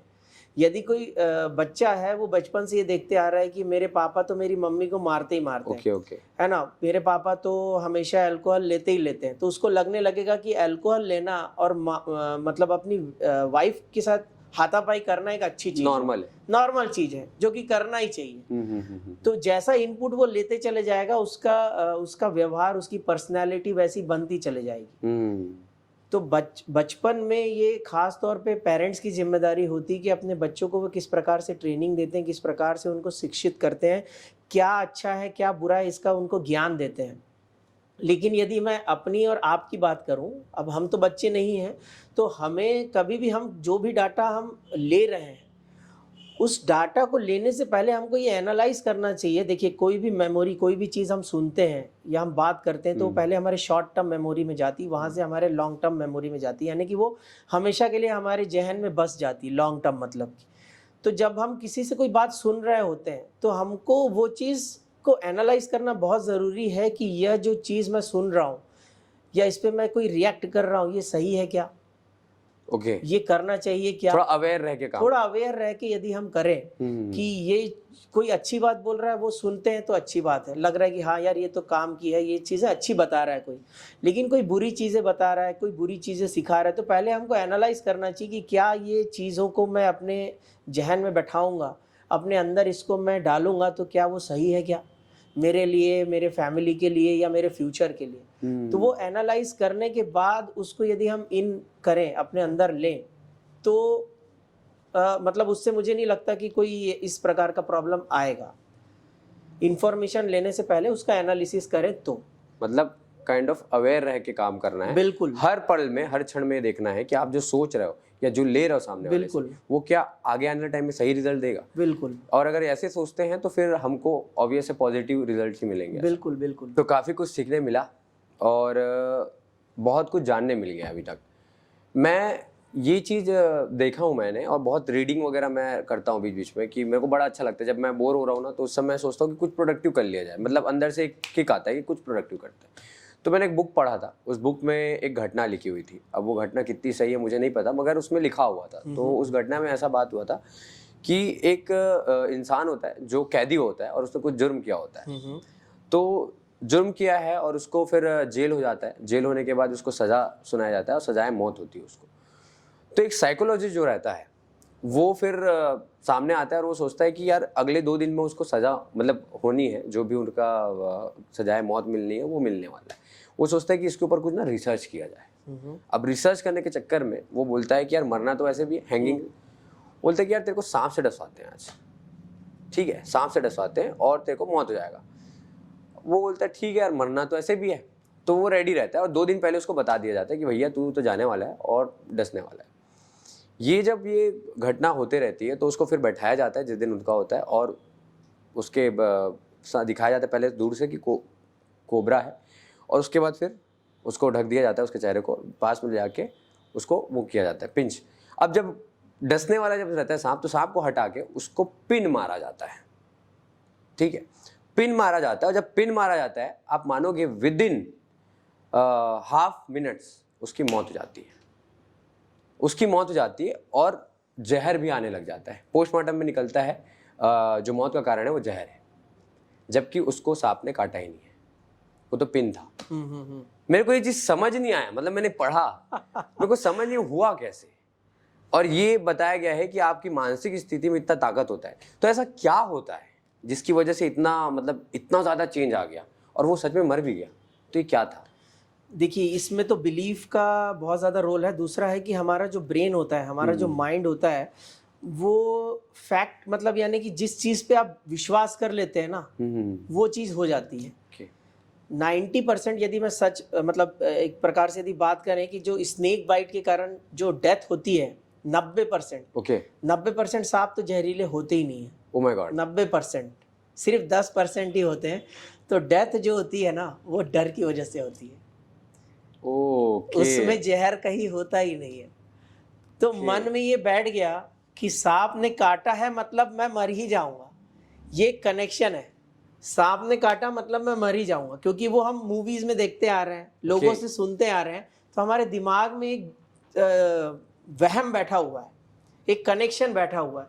तो जब भी कभी सांप किसी को काटेगा या उसको ऐसा एहसास दिलाया जाएगा कि तुमको सांप ने काट लिया, जैसे कि पिन इस केस में था, तो ब्रेन जो है बॉडी के अंदर ऐसे चेंजेस लेकर के आएगा, ऐसे केमिकल्स रिलीज करेगा कि जिससे कि व्यक्ति की डेथ होनी ही होनी है। क्योंकि उसके अंदर एक बिलीफ बैठा हुआ है, वहम बैठा हुआ है, कनेक्शन बैठा हुआ है कि सांप मतलब डेथ। और ये पिक्चर्स में भी दिखा के आपको मतलब ऐसा बना बिल्कुल देते हैं कि सांप ने काटा और ये बिल्कुल बिल्कुल। तो ये यही था, इसलिए आप उन्होंने चेहरा ढका और पिन चुबाई तो वो उसकी डेथ हो गई, क्योंकि अंदर केमिकल ही ऐसे रिलीज हो गए बॉडी के अंदर जो कि जहर का काम करने लगे। तो सांप जहरीले नहीं होते, इंसान का दिमाग जो है वो जहरीला, वो ज्यादा जहरीला, वो ज्यादा जहरीला होता है। ओके तो किसी भी चीज मतलब इसका निष्कर्ष ऐसा निकलता है कि किसी भी चीज पे आप बहुत ज्यादा विश्वास करते हैं या बिना किसी तर्क के ओके वैसा करने के बजाय आप पहले उसको तर्कशील बनाइए, यानी कि उसको देख लीजिए, एनालाइज कर लीजिए कि क्या ये जो हम बात सुनते हैं या ऐसा होता है वो सच है क्या। क्योंकि जैसा आप अपने दिमाग में बैठाएंगे, जैसा अपने मन में उसको रखेंगे, वो वैसे ही बॉडी रिएक्ट करेगी। Okay okay okay. इसलिए इसको कंप्यूटर ऑफ द ये भी बोला जाता है, शरीर बिल्कुल, का सेंट्रल नर्वस सिस्टम को हम सीपीयू भी बोलते हैं, कंप्यूटर का सेंट्रल प्रोसेसिंग यूनिट। ओके सब चीजें यहीं से चलती यही से होती है। तो कहीं ना कहीं अगर मैं ये बात करूँ कि आधे से ज़्यादा लोग आज स्ट्रगल जो कर रहे हैं, जो मेरे को ऐसा लगता है कि जो स्ट्रगल है ही नहीं। मतलब क्या होता है कि आप जैसे हम लोग नॉर्मल घर में देखें, middle class family, lower middle class family, उनकी कई मानसिकता ऐसी बनी हुई है कि हम ये कर ही नहीं सकते। इवन अगर मैं बात करूँ पुराने हमारे राजा महाराजा जो हुए, तो शिवाजी जो हैं उनकी उनका भी बुक पढ़ा था, तो उसमें एक लिखा हुआ था कि गरीबी एक मानसिकता है। अगर उन्होंने बताया कि गरीबी एक मानसिकता, तो कहीं ना कहीं मेरे को ऐसा लगता है कि अगर आपको आगे जाना है तो पहले यहाँ से आगे जाना पड़ेगा। बिल्कुल। तो इसके लिए हम ऐसा क्या करें, क्योंकि मिडिल क्लास फैमिली जो होता है ना, वो एक बिलीव करके कि नहीं। और अच्छा, एक और ज़बरदस्त चीज़ यहाँ पे होती है कि अगर किसी ने बड़ा पैसा कमाया ना, तो 2 नंबर का पैसा है, 2 नंबर का पैसा। ये। तो आप इस पे क्या बोलेंगे कि इसको चेंज कैसे करें? देखिए यहाँ पे भी मानसिकता तो बदलने की ज़रूरत है ही, पहली बात है। सोच बदलेंगे तो दुनिया बदलेगी, ये ओके। तो जो है मुहावरा अभी हाँ। कॉमन है, चल ही रहा है सब जगह। तो यदि ऐसा नहीं होता तो धीरू भाई अंबानी उस मुकाम पे थोड़ी ना वही पहुंचते कि हम सब जो है जियो का फ़ोन यूज़ कर रहे होते। तो वो भी कहीं ना कहीं उस गरीबी से गुजरा है। हाँ। तो लोगों की मानसिकता यानी कि वो पहले ही अपने मन में बैठा लेते हैं ना कि हम कर ही नहीं सकते, हो ही नहीं पाएगा। कनेक्शन है, गरीब मतलब कि कुछ नहीं कर पाएगा। जैसे कि अभी हमने बात की सांप मतलब कि डेथ, तो ये वो एक connection कनेक्शन बन बन गया। हम उससे आगे कभी सोच ही नहीं पा रहे हैं, सोचना ही नहीं चाह रहे, तो आप आगे कैसे बढ़ेंगे? जब तक आप आगे का सोचेंगे नहीं, आप दुनिया से हट के कुछ करेंगे नहीं, तो आप आगे कैसे बढ़ सकते हैं? तो अपनी सोच को हमें जो है थोड़ा सा, ऐसा नहीं कि आप रातों रात करोड़पति बन जाए, ऐसा वो तो तो कभी possible है, पॉसिबल ही नहीं बिल्कुल है। नहीं। कोई ना कोई व्यक्ति, चाहे वो अमीर हो चाहे गरीब हो, कहीं ना कहीं उसने मेहनत की है, स्ट्रगल किया है, तभी उस Definitely। मुकाम तक पहुंचा है। तो जब दूसरा कोई व्यक्ति कर सकता है तो आप क्यों नहीं कर सकते? मान के चलते, कोई भी उदाहरण के तौर पर कोई भी सक्सेसफुल व्यक्ति है, उसके भी 2 हाथ है, 2 पैर है, 2 आंखें समय हैं, भी सब उतने कुछ, ही, समय भी 24 उतना घंटे। ही है, 24 घंटे ही है। तो जब वो व्यक्ति कर सकता है तो मैं क्यों नहीं कर सकता? मैं कर सकता हूँ, हो सकता है कि मैं उसके लेवल तक ना कर पाऊँ, लेकिन कहीं तक तो कर पाऊंगा ना। तो उस प्रकार से यदि मैं सोचूं तो मैं कुछ करूंगा, स्टार्ट तो करें। स्टार्ट तो करूंगा। लेकिन मैंने यदि पहले ही सोच लिया कि मैं तो कर ही नहीं सकता, तो स्टार्टिंग की तो बात ही खत्म होगी। बात सही है। और ये जो मेंटल स्थिति है, इस पे खाने का क्या असर है? क्योंकि मेरे को ऐसा लगता है सब चीज बराबर कनेक्शन है। जैसे हम बोले कि अगर मैंने स्विच ऑन किया तो उसी स्विच से फैन भी ऑन होता है, उसी स्विच से लाइट भी ऑन होता है। मतलब कहीं ना कहीं सबकी कनेक्टिविटी बनी हुई है। बिल्कुल। जैसे हमारा एक हाथ है तो एक हाथ जो ये हाथ कर सकता है वो ये हाथ नहीं कर सकता, तो कहीं ना कहीं पे सब एक दूसरे से कनेक्टेड है। वैसे ही अगर फिजिकल हेल्थ की बात करूं और मेंटल हेल्थ, दोनों बराबर महत्व रखते हैं। अगर मैं ओनली मेंटल हेल्थ की बात करूं तो फिर गड़बड़ है, और ओनली फिजिकल बोलूं तो भी गड़बड़ है। बिल्कुल। तो आपको क्या लगता है? मेरे को ऐसा लगता है कि खान पान भी इंपॉर्टेंट है कहीं ना कहीं। ये जो फास्ट फूड यंग जनरेशन को बड़ा पसंद है, चाउमीन है ना, पिज्जा, ये पिज्जा बड़ा चल रहा है अभी। पिज्जा हो गया, चाउमीन हो गया, समोसे हो गए, ठीक है, मैदा जो एकदम जल्दी तुरंत जो बनने वाले हैं, इससे क्या इफेक्ट कर रहा है मेंटल स्थिति को? तो वो क्या है ऐसा? बिल्कुल, ये देखो, आजकल हम जो नया रिसर्च कर रहे हैं ना मेंटल हेल्थ पे, वो होता है गट ब्रेन एक्सिस। गट यानी कि पेट, ब्रेन और उसके बीच की एक्सिस, कनेक्शन। तो ऐसा हम देखते हैं, जो रिसर्चेस चल रही हैं उससे, कि 90% जो केमिकल दिमाग में होते हैं ना, वो पेट में बनते हैं। ओके। और पेट में कहाँ से बनते हैं? हेल्दी हमारे पेट में कुछ बैक्टीरिया होते हैं, जैसे ई कोलाई हो गया, स्ट्रेप्टोकोकस हो गया, इस प्रकार के बहुत सारे बैक्टीरिया होते हैं जो पेट में नॉर्मली होते हैं। अभी भी है, मेरे भी पेट में है, आपके भी पेट में है। तो जब ये बैक्टीरिया केमिकल्स तभी बनाते हैं जब इनको उनका खाना मिलेगा। ओके। तो उनका खाना क्या है? घास फूस। ओ, पिज्जा बर्गर नहीं, जिसमें ज्यादा शुगर है, जिसमें मैदा है। यदि इस प्रकार की जो चीजें हैं वो हम ज्यादा खाएंगे तो बैक्टीरिया बेचारे मरने लगते हैं। तो केमिकल्स कहाँ से बनाएंगे? तो वही खत्म हो गए, तो वही मर गए, तो केमिकल बनेगा ही नहीं। तो पेट सही नहीं रहेगा तो दिमाग सही नहीं रहेगा। तो ये बहुत बड़ा एक कनेक्शन है। तो इसलिए हमें फास्ट फूड खाते हैं वो अच्छी बात है, कभी कभार खाते हैं तो कोई उसमें बुराई नहीं है, लेकिन हम बात करते हैं हेल्दी डाइट की। तो हेल्दी डाइट में क्या आता है कि यदि आप खाने में सब्जियों का उपयोग ज़्यादा करते हैं, सलाद का प्रयोग ज़्यादा करते हैं, दिन में 1 से 2 फल खाते ही खाते हैं, तो आपके पेट के जो बैक्टीरिया हैं वो सही सलामत रहेंगे, वो अच्छे केमिकल्स बनाएंगे। तो वो अच्छे केमिकल्स बनाएंगे तो आपका पेट तो सही रहेगा ही रहेगा, साथ साथ आपका ब्रेन भी सही से रहेगा। तो ये कनेक्शन है। इसलिए कहा जाता है कि जो फास्ट फूड है उससे थोड़ा सा परहेज करना चाहिए, इसके पीछे ये कारण है। ओके। तो इनडायरेक्टली अगर मैं बात करूँ तो फूड का डायरेक्ट कनेक्शन है ब्रेन से। बिल्कुल बिल्कुल। अगर फूड सही नहीं तो ब्रेन भी सही नहीं। बिल्कुल।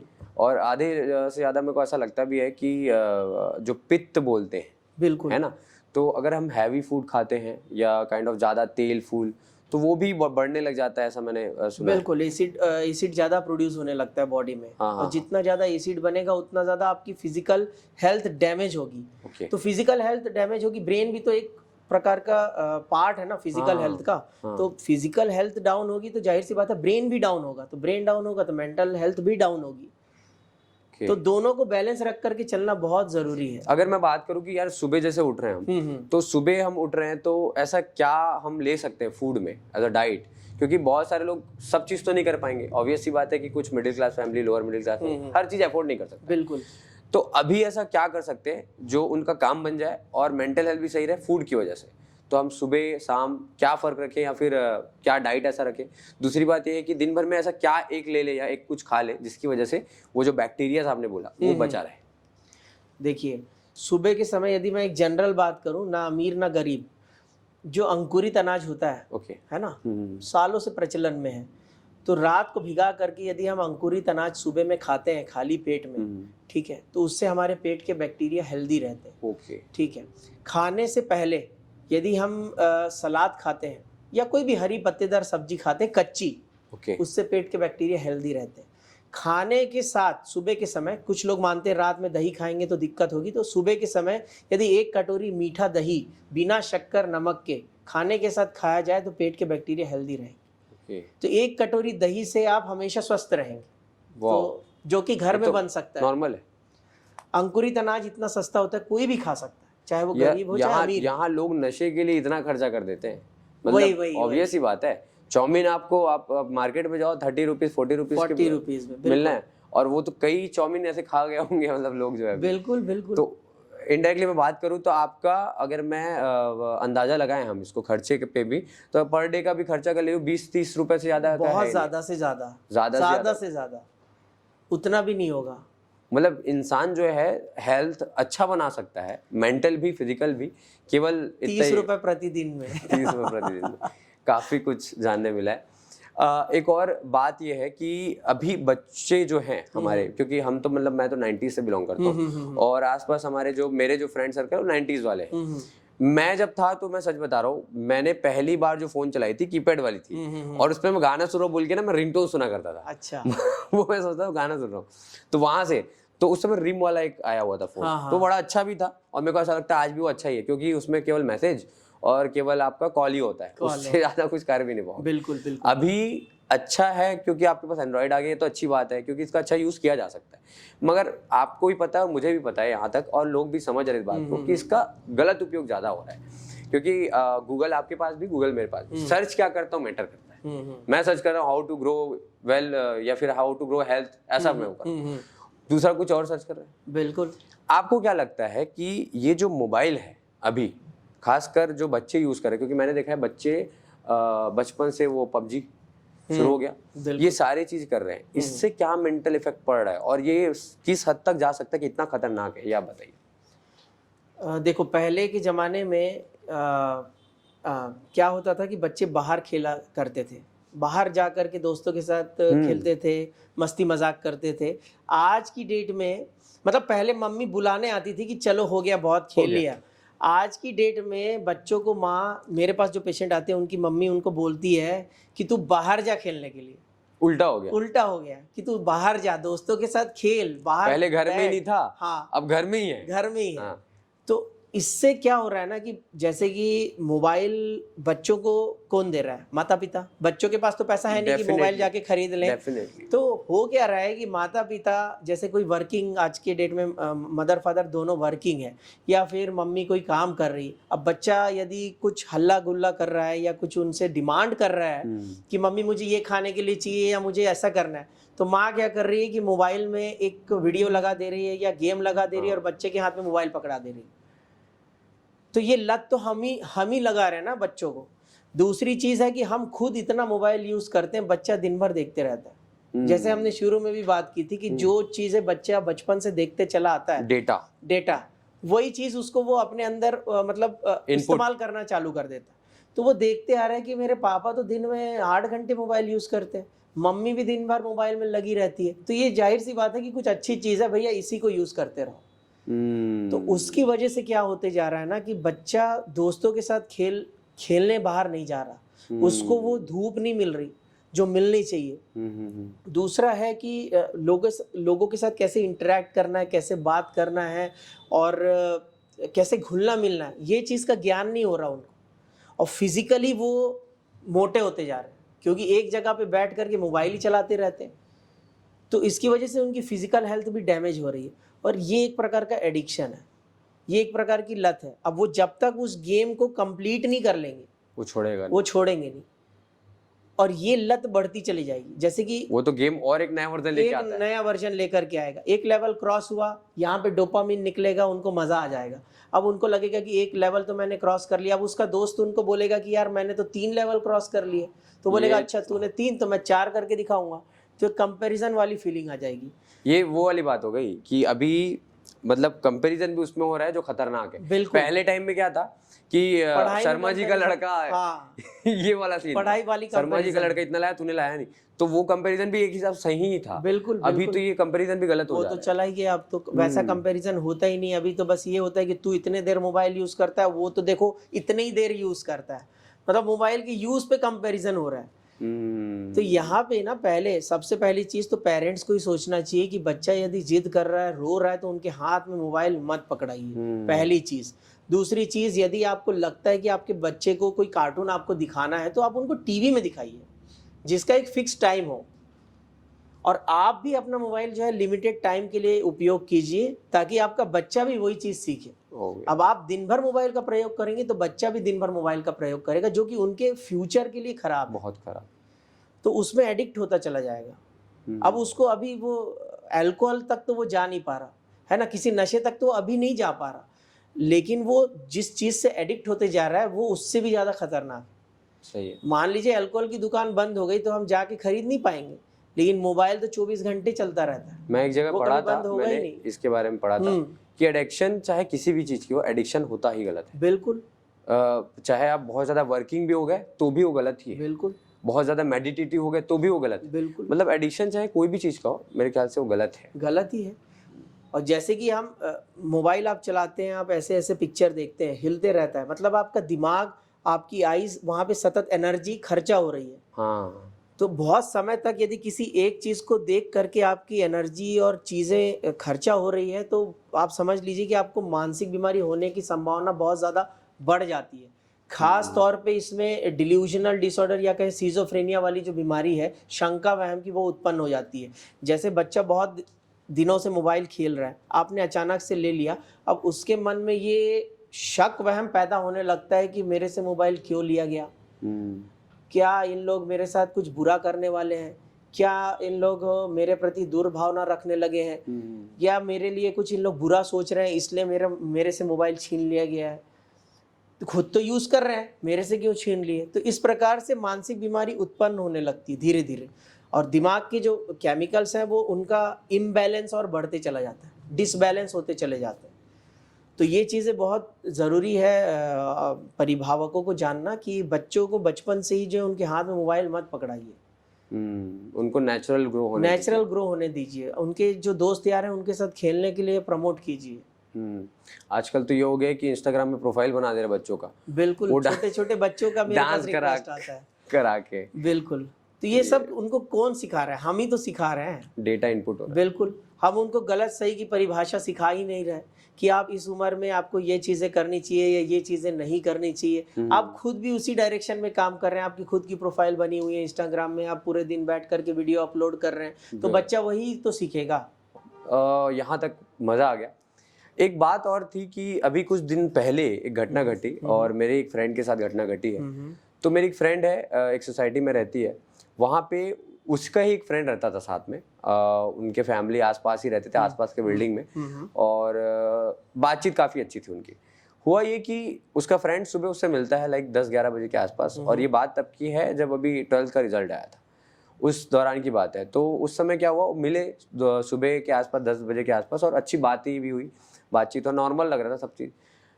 अचानक 2-3 बजे के आसपास बहुत जोरदार आवाज़ आई सोसाइटी में। सब अंदर में थे क्योंकि दोपहर का टाइम था, सब अंदर में थे। अचानक जोर से आवाज़ आई और सब लोग बाहर निकले, देखते हैं कि वो जो लड़का उससे मिला था सुबह के टाइम में, उसने सुसाइड कर लिया है।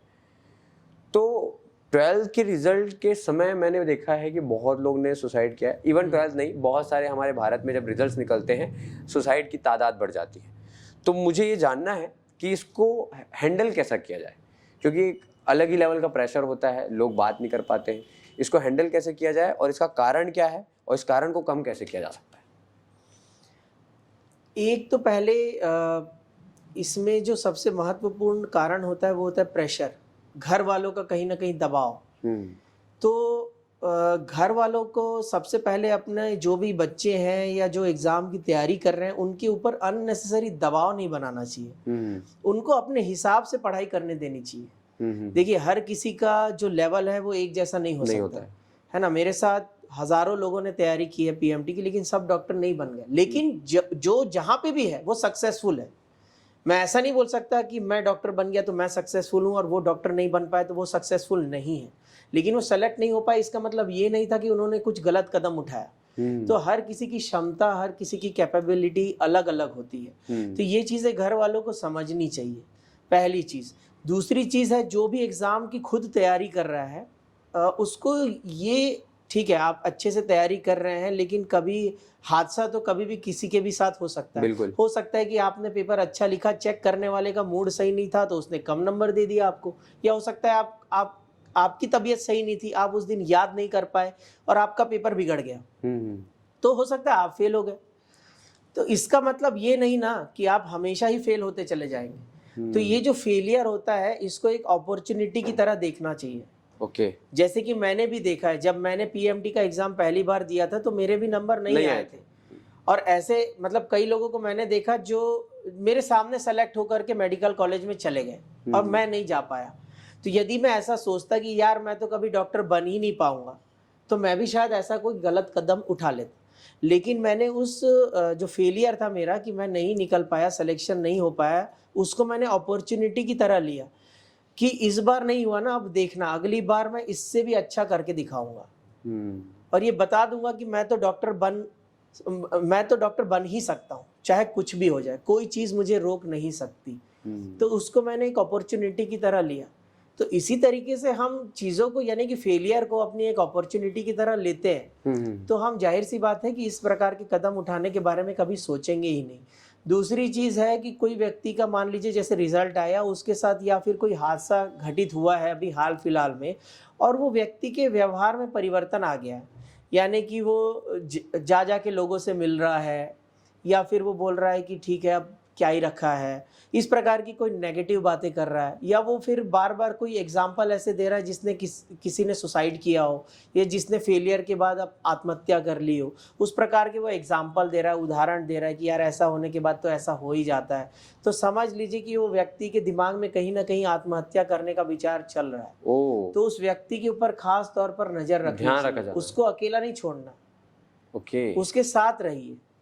आपके परिवार में किसी का यदि रिजल्ट खराब आ गया है तो उसको ताने मारने की जगह कि तू कुछ नहीं कर सकता, तेरे से नहीं हो पाएगा, इसकी जगह उसको मोटिवेट करना चाहिए कि कोई बात नहीं, यदि इस बार तू नहीं कर पाया तो अगली बार तू और अच्छा करके दिखाना, हम सब ये उम्मीद रखते हैं। तो उम्मीद दो प्रकार की, कि उम्मीद तेरे से थी और तू नहीं कर पाया, इसमें अंतर है, और ये बोलने में अंतर है कि हम तुझसे अभी भी उम्मीद रखते हैं कि तू आगे चल के बहुत अच्छा कर लेगा। ये दोनों वाक्यों में अंतर है। तो हमको हमेशा प्रोत्साहित करते हुए बात करना चाहिए, तो इससे इस प्रकार की घटनाएं जो है नहीं होती। और कोई बच्चा है या कोई व्यक्ति है, उसकी इच्छा है कि वो इंजीनियर बनना चाहता है ना, या फिर वो फोटोग्राफर बनना चाहता है, आप उसे कह रहे हैं कि नहीं तू डॉक्टर बन जा, तू सिंगर बन जा, तो जाहिर सी बात है कि वो स्ट्रेस में आ जाएगा। जो काम उसको पसंद ही नहीं है वो काम वो कैसे करे। 3 इडियट का डायलॉग मेरे को याद आ रहा है, वो जो बोलते हैं कि लता मंगेशकर कहीं बैट लेके निकल जाती तो फिर तो इंडिया जीत गया था। बिल्कुल। और सचिन कहीं गाना गाते तो फिर तो सुन लेते। तो यदि किसी की इच्छा नहीं है वो करने की, उसको प्रेशराइज करके अननेसेसरी उस फील्ड में ढकेलने की कोशिश नहीं करनी चाहिए। तो ऐसे बहुत से एग्जाम्पल है जिनके साथ जबरदस्ती करने पर जो है अंजाम अच्छा नहीं हुआ है। इसको ऐसा भी देखा जा सकता है कि हमारा नेचर भी हमको ये सिखाता है, मेरे हिसाब से जो मैं देखता हूँ, कि पानी का काम पानी ही करता है, आग नहीं कर सकता, और आग का काम आग ही करेगा।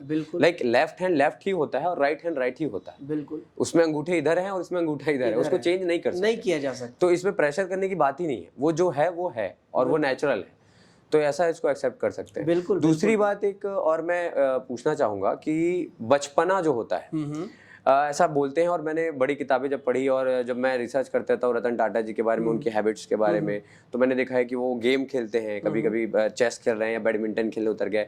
या वॉरेन बफेट के बारे में सुना मैंने कि वो बुक्स पढ़ते हैं मगर एक समय ऐसा निकालते हैं जिसमें वो केवल खेलते हैं, बच्चे लोग साथ खेलेंगे गार्डन में जाके।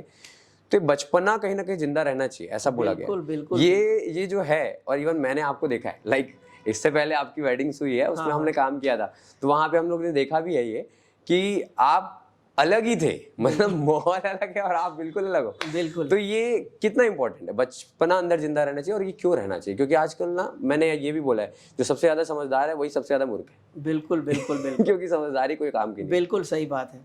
तो ये देखिए, जब हम पढ़ रहे होते थे, यानी कि साइकेट्री की जब मैं पढ़ाई कर रहा होता था, तो वहाँ पे ये सब चीज़ें हमने सीखी है। उसमें ऐसा है कि हर आदमी ना अपने आप को दूसरे की नज़र से देखता है। ओके। कि यदि मैं डांस करूँगा तो ये मेरे बारे में क्या सोचेगा। यदि मैं ऐसा नहीं कर पाया तो वो मेरे बारे में क्या सोचेगा। तो जब हम इस चीज़ को अपने दिमाग से मिटा देते हैं ना, और आप बिना ये सोचे कोई काम करते हैं कि लोग मेरे बारे में क्या सोचेंगे, सोचने तो जो सोचते हैं, मैं तो डांस करूंगा ही, मैं तो खुश रहूंगा ही, मेरे को ये करना है तो मैं करूंगा ही, चाहे दुनिया कोई कुछ भी बोले, कोई कुछ भी करे। तो आप हमेशा जीवन में हंसती रहते, मुस्कुराती रहते और खुशी रहते। तो अपने दिमाग से ये पॉइंट को हमें डिलीट कर देना चाहिए, मिटा देना चाहिए कि लोग मेरे बारे में क्या सोचेंगे। तो हमें अपने हिसाब से अपनी जिंदगी जीनी चाहिए। ओके। जहाँ पे जो मन करता है, जैसे कि मेरी आदत है कि मान लीजिए मेरे किसी दोस्त की मैरिज है, या कि दुर्गा की कुछ झांकी जा रही है, तो मुझे किसी ने इनवाइट कर लिया कि आ जा, तो मैं तुरंत जाके नाचना चालू कर दूंगा। मैं ये नहीं सोचूंगा कि मैं डॉक्टर हूँ, लोग देखेंगे बोलेंगे अरे डॉक्टर यहाँ पे रोड में नाच रहा है। मुझे वो चीज़ अच्छी लगती है, मुझे उसको करने में मज़ा आता है, तो फिर मैं ये नहीं सोचता कि लोग मेरे बारे में क्या सोचेंगे। और वो करने से मुझे बहुत रिलैक्स मिलता है, मुझे मज़ा आ जाता है और मैं खुश रहता हूँ।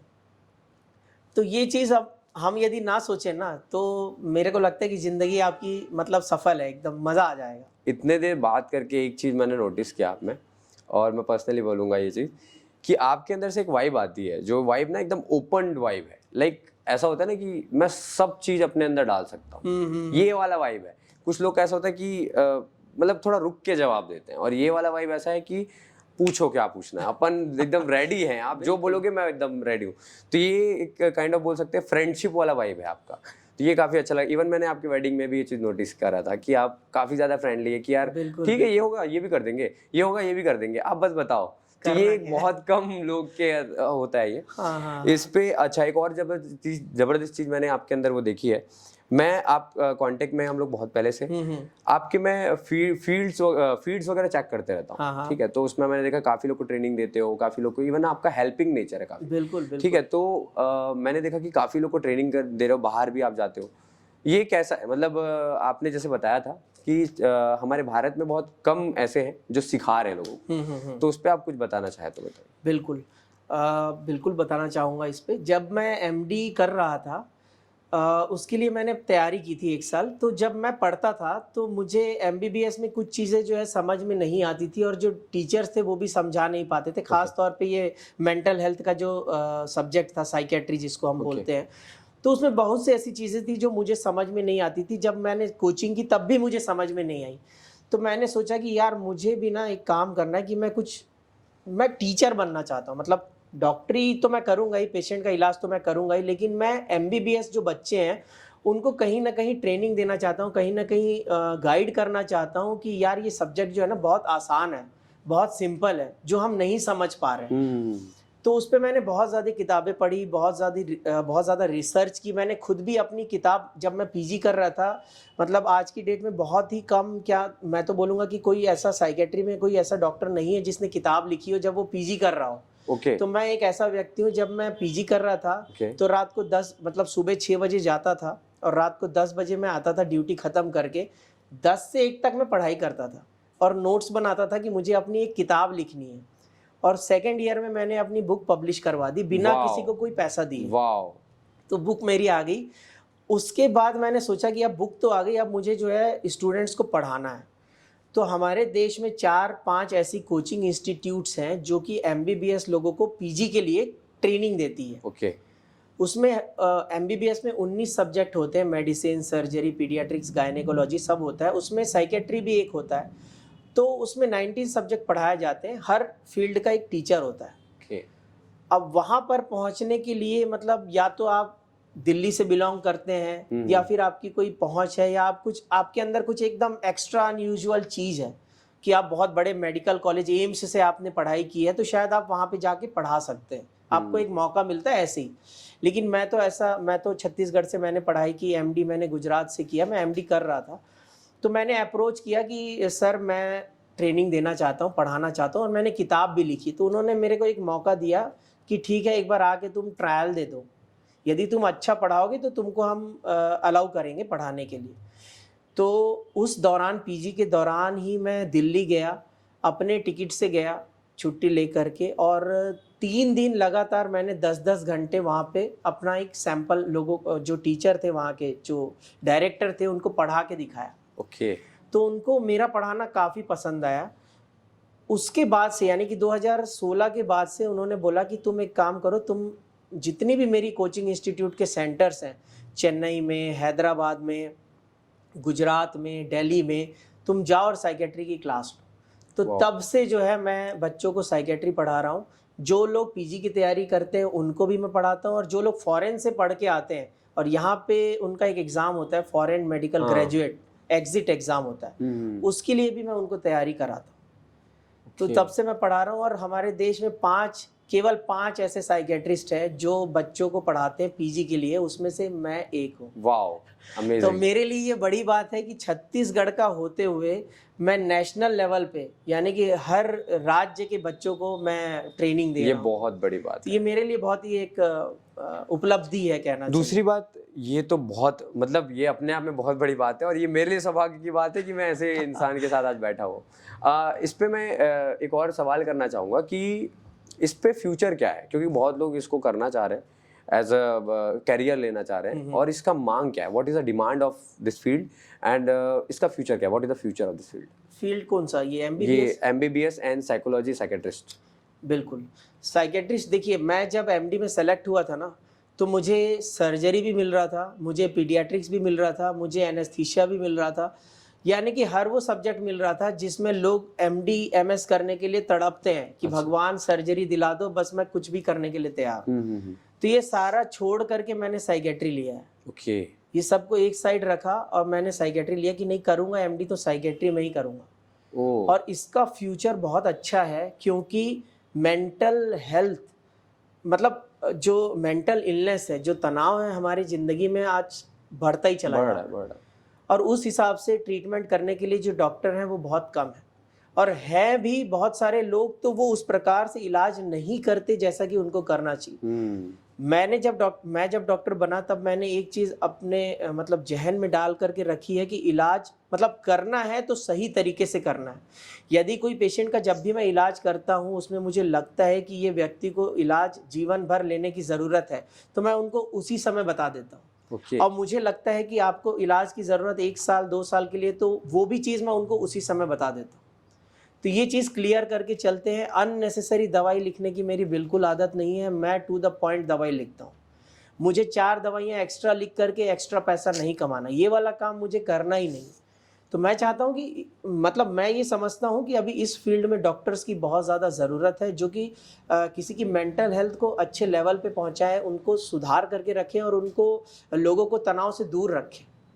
क्योंकि पहले के जो साइकेट्रिस्ट थे, जो पुराने साइकेट्रिस्ट हैं, उनका एक चलन बना हुआ है कि एक बार किसी को मानसिक बीमारियों की दवाई शुरू हो गई तो उसको ज़िंदगी भर दवाई लेनी पड़ती, जबकि ऐसा बिल्कुल भी नहीं। एक जो मानसिक बीमारी होती है उसके लिए 6 महीने से साल भर का ट्रीटमेंट सफिशिएंट होता है। उसके बाद दवाइयाँ बंद कर दी जाती है, और मैं कर भी देता हूँ, और पेशेंट ठीक भी है। तो ये एक गलत जो प्रचलन मार्केट में मौजूद है, चला आ रहा है कि भाई एक बार आप साइकेट्रिस्ट के पास चले गए तो आपको तो आजीवन दवाई खानी पड़ेगी, गलत हो रहा है, आपका तो दिमाग खराब हो गया। तो ये चीज़ें बिल्कुल गलत है। तो इस चीज़ को और अच्छे स्तर पर ले जाने की आवश्यकता है, और ये फील्ड बहुत ज़्यादा ग्रोइंग है अभी। यहाँ पे इंडिया वैसे भी डेवलपिंग कंट्री और हमारा सब्जेक्ट तो सबसे ज्यादा फ्यूचर बहुत जबरदस्त है। बिल्कुल बिल्कुल। एक वीडियो भी मैंने देखा हुआ था, एक महर्षि थे, उनका महंत थे, तो उनका एक वीडियो वायरल हो रहा था, तो अचानक मेरे पास सामने फीड में आ गया, तो मैंने देखा, तो एक कॉन्फ्रेंस ले रहे होते हैं वो, और कॉन्फ्रेंस में एक सवाल आता है कि सर कितने ज़्यादा अपॉर्चुनिटीज़ हमारे लाइफ में हैं अभी, खासकर भारत में कितने हैं। तो वो मुंबई में होते हैं उस समय, तो मुंबई में वो देखते हैं समुद्र होता है, तो बोलते हैं समुद्र में बूंदे जानते हो आप? तो बोले कितने होंगे? तो बोले भैया उसकी ना कैसे? बोले उतनी अपॉर्चुनिटी है। तो उस दिन मेरा दिमाग उस दिन भी खुल गया कि यार कोई भी फील्ड पकड़ो, बहुत है करने को।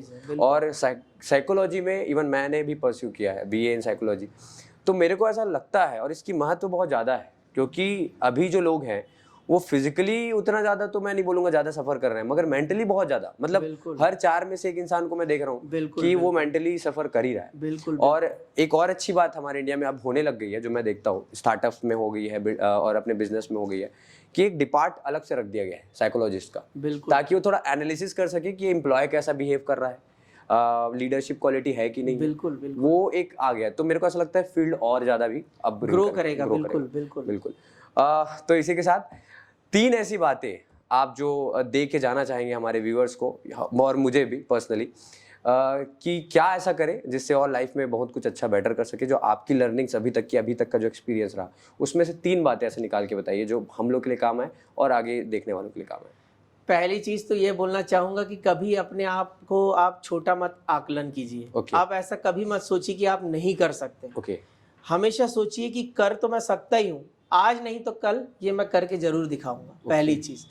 दूसरी चीज, अपनों के साथ हमेशा जुड़े हुए रहिए, अपनों के साथ बात करते रहिए, और कभी भी किसी को ना मतलब पीछे ढकेलने का प्रयास मत करिए, नीचा करने का। ये सोचिए कि मैं उससे आगे कैसे निकलूं, ये नहीं कि मैं उसको पीछे कैसे करूं। दोनों में डिफरेंस, दोनों में अंतर है।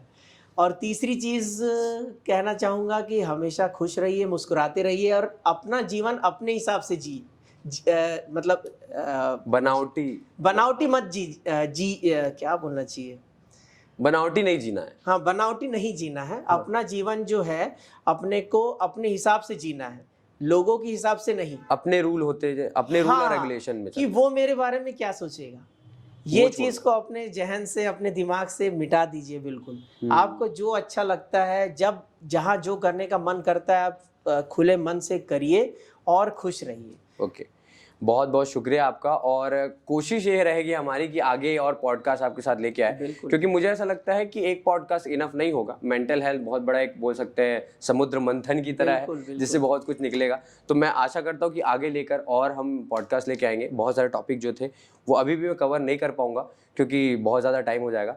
तो बहुत बहुत शुक्रिया आने के लिए। और ऐसे ही यार, तो यार यहाँ तक आपने अगर पॉडकास्ट देख लिया है तो ये आपके लिए बहुत बड़ी बात है, और आप सच में कुछ सीखना चाहते हैं, ज़िंदगी में कुछ करना चाहते हैं, नीचे कमेंट में बताइए क्या क्या चीज़ें आपने सीखी और क्या क्या एक्सपीरियंस आपको यहाँ से मिला है।